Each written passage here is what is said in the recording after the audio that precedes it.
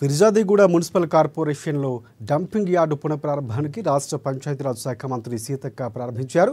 స్థానిక MLA Chamakura Mallareddy, mayor Amar Singh, మాజీ MLA Sudheer Reddy, Medchal జిల్లా కాంగ్రెస్ పార్టీ ఇన్ఛార్జ్ వజ్రేష్ యాదవ్, కార్పొరేటర్లు, నాయకులు కూడా ఈ కార్యక్రమంలో పాల్గొన్నారు.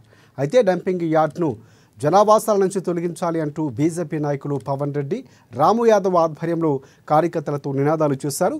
దీంతో వారిని పోలీసులు అడ్డుకున్నారు.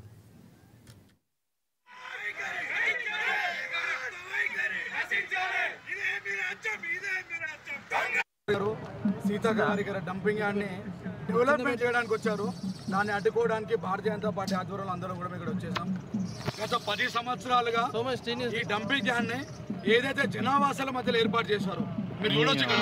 Saipriya colony, Venkataramana colony, Sayeshwara, Parvatapur village ఉన్న అందరూ కూడా చాలా ఇబ్బంది కలుగుతుంది.